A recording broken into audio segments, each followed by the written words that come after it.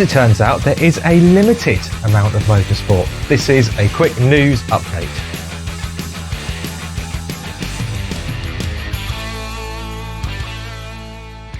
Hello and welcome back to the British Touring Car Podcast. We are back once again to bring you more news, thankfully. It's starting to come much quicker nowadays. Indeed. And we've got plenty of announcements to get through.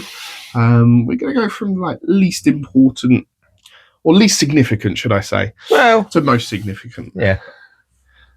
I upset everybody early. That's a good one. Yeah. Yes, I have to admit, we have had some interesting bits and pieces off in the off season, off behind the camera, and I am stunned that you and your shoddy and your sort of shabby style attire was recognised before mine. We won't say any more on that for now, but just a quick one to say you were recognised and got your brand deal quicker than I got mine with Boohoo, which is a Boohoo moment. So. Yeah. Oh dear. Right, we'll get straight into it then, and we're unfortunately going to talk about teams, drivers, cars that will not be on the grid for 2026. It was released earlier this week that Unlimited Motorsport would not be partaking in the 2026 season. Nothing has really been mentioned about what's going to be happening with their TBLs, just that them as a team have had sponsorship deals fall through, meaning that they're not going to be able to find it financially viable. Not that it is anyway, to be able to take to the grid in 2026 Yeah. Thoughts? It doesn't come as any great surprise, if I'm being honest. They obviously lost Dexter Patterson to PMR. I'll be interested to see if Rocket has gone across with him, because that was the main sponsor on the car. I know there's a little bit on the... I was going to say, there's a little bit on the MB Motorsport However, car, technically, I believe that is Rocket Oxygen, which is potentially a slightly different... It's still Rocket, but again, it could be a slightly different bit of sponsorship. And we have had Rocket on other cars before, across different teams. So, but I'd be interested to see if that goes across with Patterson. It's a disappointment. Obviously, that's now, at least another car, if not two, off the grid. Yep. I don't think they're ever going to run two, if I'm being brutally honest, once Patterson had gone. But yeah, it's another car off the grid. It's another brand of car off the grid, because they would have probably ran the Cupras, although there are four Ford Focuses hatchbacks, which we'll get to, kicking about in the touring car graveyard at the moment. But yeah, look, it's a difficult sport. Financial times are tight for business and for people.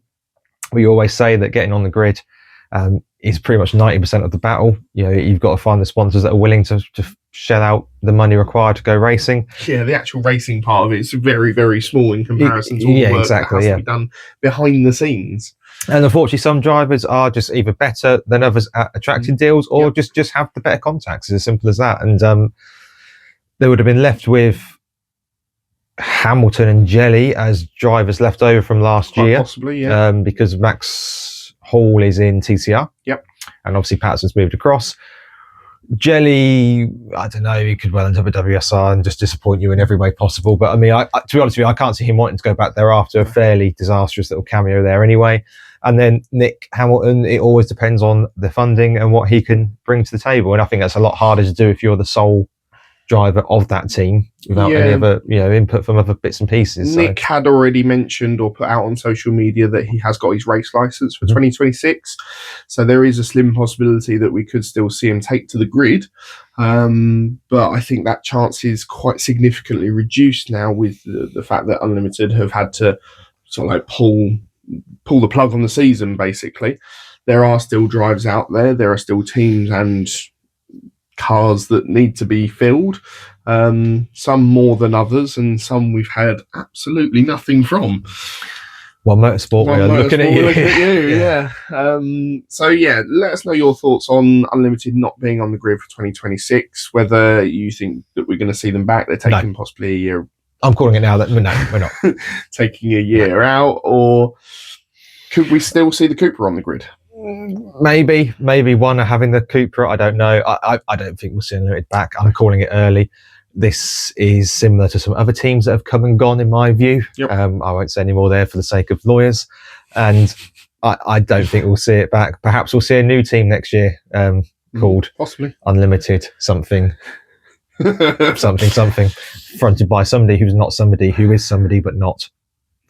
Have you covered yourself there? I think allegedly. I think we're okay. Good. Yeah, no. Look, realistically, what is going to change next year? And this is what I don't want to say annoys me, but I just always get a little bit cynical about it, is that what is going to realistically change next year? Lloyd is different because he's taken a year out to actually focus on a new business venture. That choice. Yeah, he had the budget, but he's gone, no, I want to look at something different and secure myself for the next 10 years. That's different. Yep. What's going to realistically change? I know you might say regs, but I don't see how it's going to make things cheaper. No. What's going to change next year to bring them back on the grid? Nothing, in my view. So no, no, unless they get a multi-millionaire driver. Yep. Perhaps Lance Stroll comes across here with less vibrations in the car, and he can come and do it with Big Daddy Stroll. I'm not sure he can cut it either way. But yeah, I mean, I don't see what changes in the space of 12 months that suddenly magically gets them back on the grid.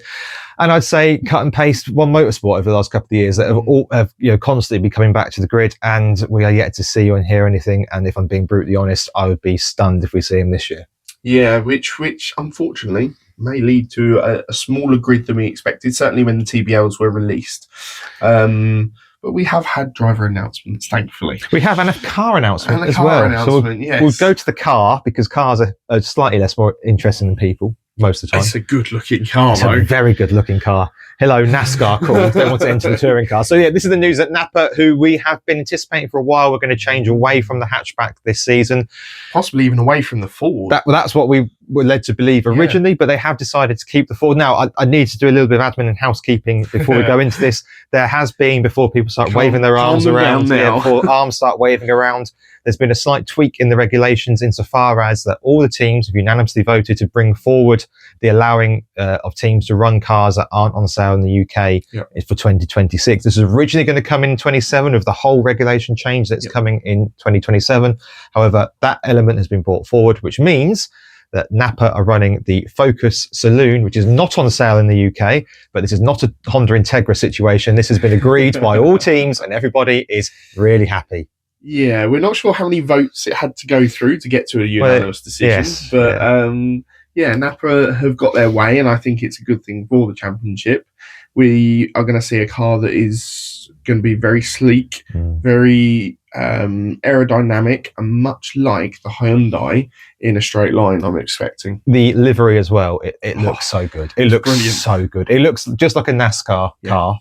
Is it do you say NASCAR car, or is it NASCAR? Because cars in NASCAR. I don't know. The Americans are weird. It looks just like the oval racing circle thing the Americans like style, and it just looks absolutely they call fantastic. Football soccer as well, and that's just wrong.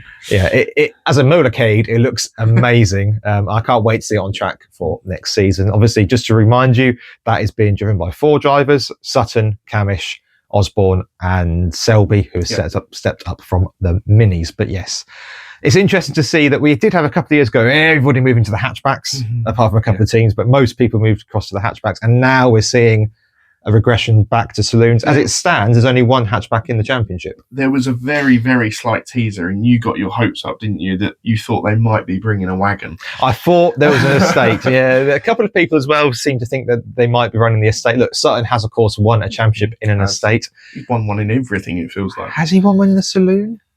No.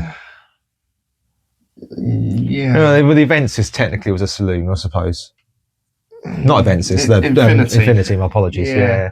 But yeah, I was a little bit excited because I like to see an estate car on the grid because it's just fun and a bit silly.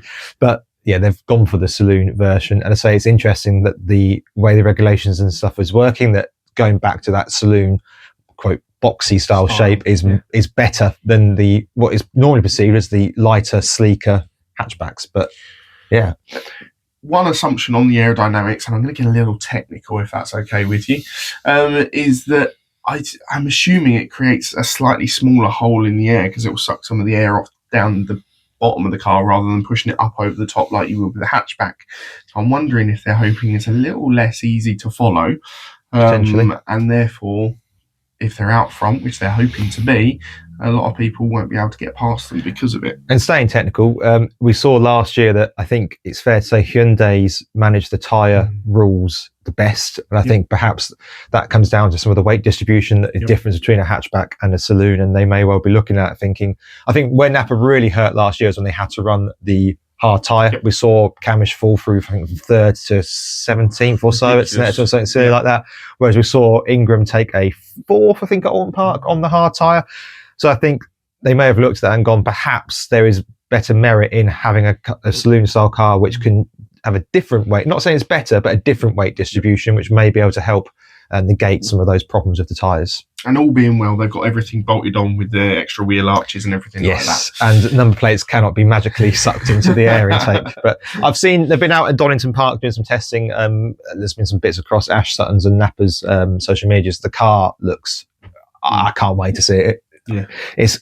I don't care whatever liveries are revealed. That is the delivery of the season for me, and I can't see anything coming close. Yeah, I believe they've got shakedown days possibly at Snetterton coming up as well, and of course media day in just over a month's time. Next piece of news then, Toyota. Yeah, who haven't moved to the Corolla saloon. They're sticking with the Corolla hatchback for now. For now, we might see something next season. And Team Toyota with Speedworks have announced both their drivers at once. This happened yesterday. We were recording this on Saturday. And we will see Josh Cook line up alongside Max Buxton, who finished the season for Speedworks last season and didn't disgrace himself. No, I thought he had a fairly strong debut campaign. Obviously, there was lots of problems at Toyota last year with various engine changes and lack of power and whatnot. And it appears that Nui looked at that engine and thought, yes, I'll have that in the back of the Aston, please. But yeah, as you say, a lot of driver changes as well. So hopefully for Buxton, he can complete a season in the touring cars and get the chance to build on what he put forward last year. And Cook is Cook. Can I say? Oh, here we go. I am slightly disappointed. Soapbox out? No. Okay. This is Russell's hot takes. You might need some yogurt. I am slightly disappointed that Cook is there, insofar as I want to see him in a front running car and see what he can do. Now that they might. Can I caveat that? Please do before I carry on. So obviously, at the end of the season, we saw Toyota move to the M Sport engine, and they were better. They were definitely better. Obviously, Cook took a win right at the end, didn't he? He did, yes. So if he can draw on that and push forward into 2026, then he may well again finish sixth in the championship. But I haven't actually seen an announcement anywhere to say whether they're definitely going to be using the M Sport engine going forward. I think it makes sense if they do, because then they know what they're working on and they're building from a basis which they finished with last season. I completely agree. And we know how poor it started for them. Yeah, I just always feel with Cookie's just a car behind. As in, everyone else is moving forward with new car. I'm not saying the Napa car will be good. We don't know. It might be terrible. This might be the worst idea Napa have ever made. But the point is that I just always feel Cook is always getting into a machine that's just that little bit behind what's on the grid. And I think to myself, had he been able to get in at Napa or Hyundai, then I think he may have had a better chance at the title. I think he's got to be quite strong to get through those doors. Well, you say that obviously there's two seats at Hyundai, as we'll get to in a moment. There's also seats at WSR. Now I know he's not driven rear wheel drive, and that's always a thing, but it just seems to me he's always either in a Honda Civic or a Toyota. Yep. And whilst both are perfectly serviceable race cars and perfectly competitive, when was the last time either of those cars went on consistent runs of winning races or have ever challenged? I think Ingram challenged once in the Toyota, which was the Ginsters year, and it fell away as the season went on. Since then, I mean, the Corolla's been in the championship for a long time, and it hasn't really set the scene alight as I thought it would when it first came in. No. And the Honda Civic, which he's also has been in for about 55 years, and that has fallen away dramatically as well. So I'm just look, I'm glad he's in the seat. I'm glad he's in a team's car and a bit of manufacturer backing or whatever. That's great. And for Toyota across the board with the 4 cars split across the 2 garages, that's a great driver lineup. It really is. But I'd like to see Cook in the front cars so we can really see what ability he's got, because he's no doubt a fantastic racer, but is he an elite driver or a great driver? And I don't think we've ever been able to have the chance to find out. Well, hopefully we will this season. Hopefully he's going to bring back some of that form that he ended the season with, and we'll see him finish 6th in the championship again. Absolutely, that's nailed on. On to the final piece of news, at least. And that is possibly the biggest news, and the news we've all been waiting for, the final driver at PLATO Racing. Yes. Now, there were plenty of rumours as to who this could be, who it was going to be. I think I said the driver a long time ago. Every single driver seemed to have a shout at being in with this seat. but it is quite a typical Plato Yes. driver. I did would panic. say. I had the graphic ready to go, and I panicked last minute. There might be somebody else. I had to do another graphic just in case. But I had the graphic ready well ahead of the announcement, so I did think it was this driver. Yeah, so Adam Morgan is going to be linking up with Dan Rowbottom once again and Jason Plato in an all-Mercedes lineup, something that we've seen both Adam and Dan run before. So I'm hoping as teammates as well. As teammates, yeah. So I'm hoping that's going to bring a little bit of experience. Yes, we know it's going to be the saloon or coupe-shaped car rather than the hatchback that they had before. But it's a strong, robust lineup, I would say. It's a very robust lineup, I agreed. It's very Jason Plato. It is. In terms of who are the two drivers on the grid that are the most like him. I'd say it's those two. I can't really think of anybody else I'd put in that category. Maybe Sutton. But very much of the old school. Yes. And drivers that won't take much nonsense. And I think the fact that they've worked together before, they will work well in tandem with each other. It makes help perfect to develop sense. the car. Yeah, exactly. And there seems to be, from certainly Adam's announcement video, he's very excited with the prospect that Plato Racing and the team are bringing as a whole. He's said very clearly that he hasn't seen the in-depth analysis and development that they're doing there with any other team that he's been with. And Adam's been around. He's been at WSR. He's been at Accelerate, two top teams of the era. So if he's saying those kind of things, are we going to see Plato hit the ground running? It makes a lot of sense insofar as there's no point sticking a rookie in there who's got to develop a car and a brand new team who's just going to get lost. You might as well go with two. The experience those two have in the championship is vast. They're both multiple race winners. They're both used to running at the front as well. They're both to a degree developed cars with big teams, whether that be the BMW and the Ford. They've been involved in developing cars there and bringing the cars forward. Dare I also say they're both two drivers that at the stage of their career that they're in almost need this point of reference to go to. Both, I would argue, both Morgan and Rowbottom in their teams were probably third choice. Roundabout. Yeah, I think with Morgan and Chilton they swapped depending on exactly. Yeah, but yes, I would agree. With but also with how strong Proctor was last season, I think they both need to be in a team where they felt like they can be the drivers that will take the team forward. Building on from that, though, I think it's a real statement of how much they trust the Plato project. They've both left big teams. The last. Some bridges burnt, but some more than others. But if they've both left manufacturer-backed teams that are both on championships in the, whether that be the drivers or the team's championship or the manufacturers over the last 4 or 5 seasons at least, they've picked up. Each team has picked up at least one trophy, and they're now going into the complete unknown. I think that's testament to how much they obviously believe in the Plato project and what he's trying to build and what he's trying to put together. Because that is a hell of a leap of faith to leave where you are. It's not like, with all due respect, you're leaving an Unlimited or a PMR who are doing very well in their own stakes, but to go here, this is it's a brave move. It makes a lot of sense, and I say the Plato, will it hit the floor? Will it not? We'll literally have to see. There's nothing so far. I'm still excited to see the next announcement that comes from them, because we know Plato obviously said in that interview at the end of 2025 that there are 2 big sponsors coming to the grid to support the team that haven't been on touring cars before. Basically, we know that he's already partnering up with Snap-on Tools. Well, we think he is.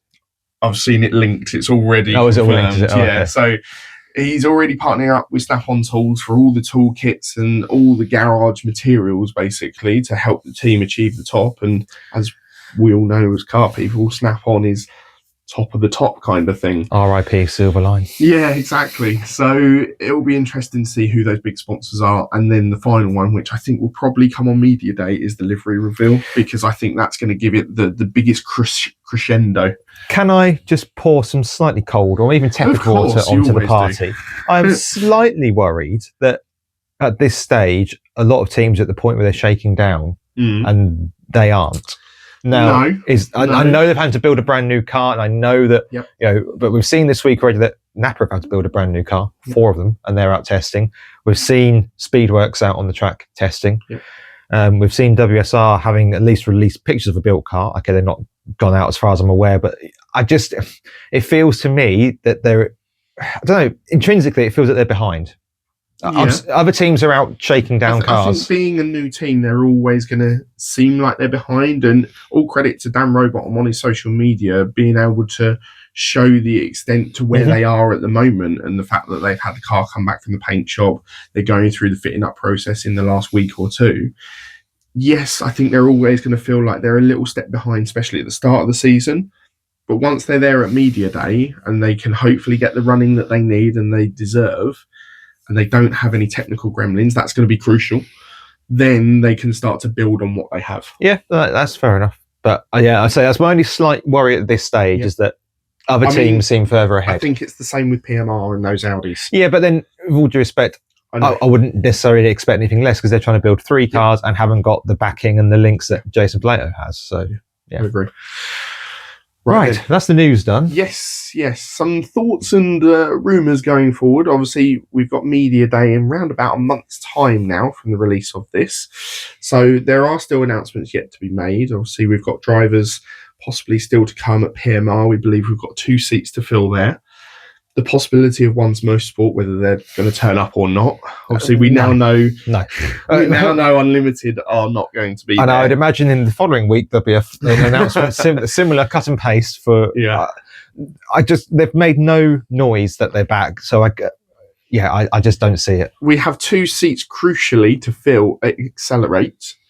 Yes. So we've already got the 2 Toms back for 2026. Obviously, Morgan has now moved away to PLATO Racing. Proctor was there last season. Seems to be that he does have offers on the table for a drive in 26. And it would be a real shame if he doesn't get to drive that Hyundai again. But it could be still at Restart Racing, where they also have a driver to announce, or WSR. Possibly 2, but we're pretty sure Smiley's there. Or WSR if they fancy running 3 cars. Yeah. So our understanding is that WSR have got 2 drivers signed, with the possibility of a 3rd still to come. So it looks like they are going to fill their 3 driver allocation, as it were, due to the TBLs that they've got. Who those drivers are going to be, we're not 100% sure. Charles Rainford is probably number 1 in line to be in there. If I was a betting man, I would put that on because of where he was last year and the good job he did Obviously, De Leon had that LinkedIn post earlier this season. Very Gen Z. Saying he was looking for more sponsorship. I imagine he run no sponsorship pretty much last season. He'll be on the Jake Humphrey podcast before we know it. But he could be another driver to fill a seat at WSR. Yeah, it's strange that has gone quiet from having these international goals to it all going very, very quiet. I wouldn't be unsurprised if he ends up back at WSR this season in some capacity. Me neither. In some capacity, whether that be in touring cars or maybe as an extra GT entry. But I would be surprised if he's away from the WSR package somewhere. And then, of course, they had Moffat last season, who is relatively quiet for a driver of his ilk and his standing. He is. The rumour mill is in overdrive that he has moved to a certain team with 4 circles in their badge insignia and taking a load of sponsorship with him. But I cannot confirm nor deny that. That is just what the Twitter or X sphere is saying. I say, I think that's the most interesting one yet to come is where Moffat goes. Because if he stays with WSR, then I think that's those 3 drivers set. If he moves across, then who the hell do WSR take to possibly fill another 1 or 2 seats? Well, if they do, they might just stick it at 2 at that point. I think what's even more interesting if that does happen is that I think that would mark 4 teams in 4 seasons for Moffat. I might be wrong, and I might need to go back to the maths before people shout at me. But it was the Civic. I wonder how many cars he's driven. It was the 4th in 4 years. It was the Civic, then it was the Toyota, then it was the BMW. Now it will be, if he does go across, an Audi. He's driven so many different. If he goes to PLATO Racing next year, he'll have completed the German set. Or maybe he's going to run a Cooper on his own. Who knows? No one's going to run a Cooper, I wouldn't have thought. Let us know your thoughts and feelings down in the comments as to which driver's going to end up where, who's going to be where, how many teams we're going to have by the start of the season. And if there's any teams out there, I'll take a drive. I won't. No. Okay. No. I'll start in minis, it's okay. Any thoughts? Look, I mean, I like to be a bit hyperbolic, as we know. No. I am genuinely worried at this stage about how much or how many people and teams are dropping out, and I'm worried about where the sport is going. I know I keep saying it, I've been saying it for the last couple of seasons. I do remember the really small grids of the early and mid 2000s for that matter, and I don't remember it being the best quality racing. People have been saying online, "A smaller grid means better racing." It does if you get 20 top drivers You've in got it. the right drivers. Yeah, there, and agreed. For the best will in the world, I don't think that is the case. I'm already thinking in my head of names that are likely to miss out this season, and I'm thinking, that's not great. And as I said about the point of unlimited motorsport earlier, I don't see how this gets better. I don't see how more money comes into the sport. I don't see how it becomes easier for teams and drivers moving forward.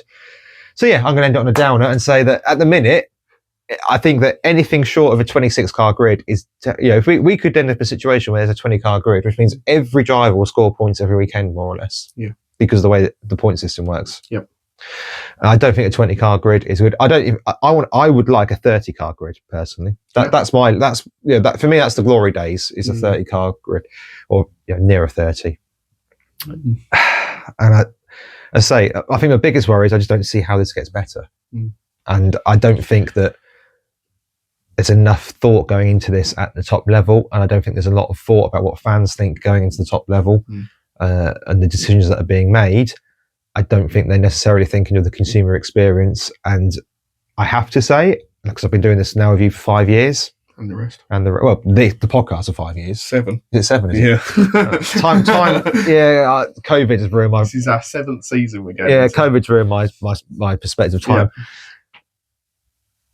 In these 7 years, I would say I've enjoyed it less and less as we've gone on, just because it's become fairly obvious early on what the story of the season is going to be. And last season, the highlight, which is quite a perverse thing to say, it was the factory that burnt down for PMR, because it created an actual story that made interest with how they would get the cars rebuilt, and then what the plight they went through and what they achieved.